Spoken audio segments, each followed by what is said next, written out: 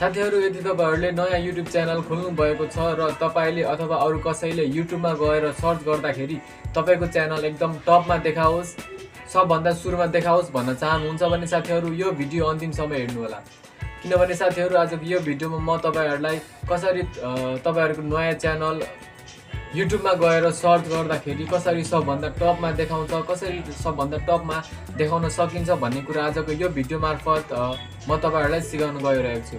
तपाई यहाँनेरि देख्न सक्नुहुन्छ यहाँनेरि कसरी मैले यहाँनेरि मेरो नामद्वारा मैले मेरो नाम सर्च गर्दाखेरि कसरी यहाँनेरि मेरो सबभन्दा मेरो च्यानल टपमा आएको छ। हो यो तरिकाले आजको यो भिडियोमा म तपाईहरुलाई सिकाउने छु। यदि तपाईहरु पनि यो तरिकाले सिक्न चाहनुहुन्छ तपाईहरु पनि आफ्नो भिडियो आफ्नो YouTube च्यानल सबभन्दा टपमा कसरी ल्याउने यी कुराहरु सिक्न चाहनुहुन्छ भने साथीहरु यो भिडियो अन्तिमसम्म हेर्नु होला। आजको यो भिडियोमा म तपाईहरुलाई सम्पूर्ण प्रोसेसहरु सिकाउन गइरहेको छु र भिडियो सुरु गर्नुभन्दा अगाडि एउटा सानो रिक्वेस्ट छ तपाईहरुले अहिलेसम्म यो भिडियोलाई लाइक अनि च्यानललाई सब्स्क्राइब गर्नु भएको छैन भने भिडियोलाई लाइक गर्नुस् साथीहरु च्यानललाई सब्स्क्राइब गर्नुस् र बेल आइकन घण्टीलाई क्लिक गरी अलमा क्लिक गर्नु होला साथीहरु। भन्दा साथीहरु आजको भिडियो ढिलो नगरी सुरु गरौँ। साथीहरु तपाई साइडमा देख्न सक्नुहुन्छ म तपाईहरुलाई मेरो अर्को मोबाइलद्वारा तपाईहरुलाई सिकाउन गइरहेको छु। सर्वप्रथम साथीहरु तपाईहरुले ओपन गर्नुपर्ने हुन्छ क्रोम ब्राउजर तपाईहरुले ओपन गर्नुपर्ने हुन्छ। क्रोम ब्राउजरमा क्लिक गर्नुस् र जब तपाई क्रोम ब्राउजरमा क्लिक गर्नुहुन्छ क्लिक गरिसकेपछि तपाईहरुको यदि यस प्रकारको इन्टरफेस देखाउँछ भने यो जुन प्लसको आइकन छ यो प्लसको आइकनमा क्लिक गर्नु होला।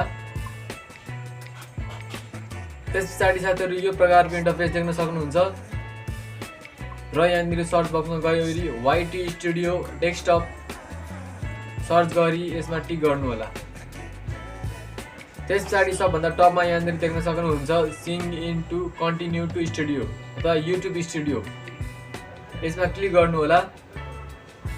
यसमा क्लिक गरिसकेपछि साथीहरु यहाँनिर डाइरेक्ट यो तरिकाको इन्टरफेस तपाई देख्न सक्नुहुन्छ। यहाँनिर यो हाम्रो सिधै यहाँबाट डेस्कटपमा जान्छ र यदि तपाईहरुको डेस्कटपमा गएनछ भने यो जुन यतातिरको यो जुन तीनटा डट छ यो तीनटा डटमा टिक गरी यहाँनिर तपाईको यो डेस्कटप साइड भनेर यहाँनिर मैले अलरेडी टिक लगाएको छ। तपाईहरुले यो तरिकाले टिक लगाएर डेस्कटप मोडमा सजिलैसँग परिवर्तन गर्न सक्नुहुन्छ।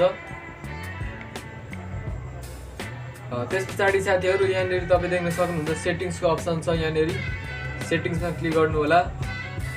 सेटिंग्समा क्लिक गरिसकेपछि यहाँनिर अर्को अप्सन छ च्यानलमा क्लिक गर्नु होला र च्यानलमा क्लिक गरिसकेपछि यहाँनिर तपाई देख्न सक्नुहुन्छ कीवर्ड्स र यहाँनिर तपाई देख्न सक्नुहुन्छ यहाँनिर मैले नामहरु हालेको छु। जस्तै मैले यो मेरो च्यानलको नाम राखेको छ दिपेन्द्र दाहाल र यहाँनिर तपाई देख्न सक्नुहुन्छ मैले क्यापिटल लेटर स्मल लेटर हरु यहाँनिर हरेक प्रकारको नामहरु यहाँनिर मेरो च्यानलमा यहाँनिर लेखेको छु।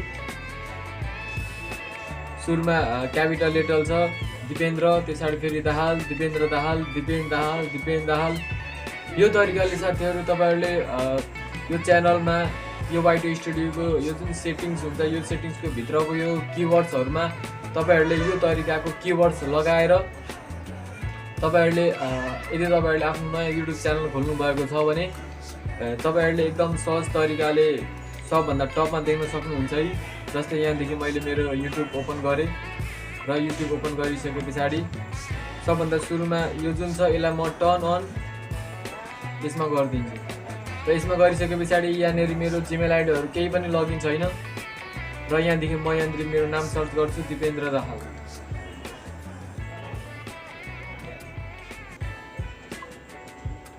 र यहाँनिर तपाई देख्न सक्नुहुन्छ यहाँनिर मेरो नाम एकदम टपमा आएको छ सबभन्दा सुरुमा आएको छ। हो यति गरिसकेपछि साथीहरु यदि सेटिंग्स मिलाइसकेपछि तपाईहरुले तपाईहरुको च्यानल पनि एकदम टपमा आउनेछ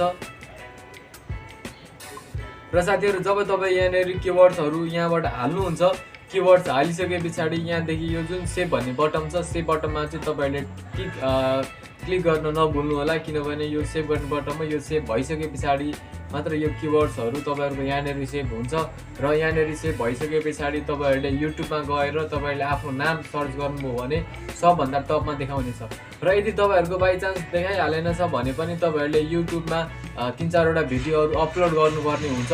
अपलोड गरिसकेपछि साथीहरु तपाईहरुको अपलोड गरिसके पछाडि साथीहरू तपाईहरुको भिडियो पनि सबभन्दा टपमा आउनेछ युट्युबमा। यो तरिकाले साथीहरू तपाईहरुले सजिलैसँग युट्युब च्यानल यदि तपाईले नयाँ खोल्नु भएको छ भने युट्युबमा अरु कसैले सर्च गर्दाखेरि सबभन्दा टपमा यो तरिकाले ल्याउन सकिन्छ।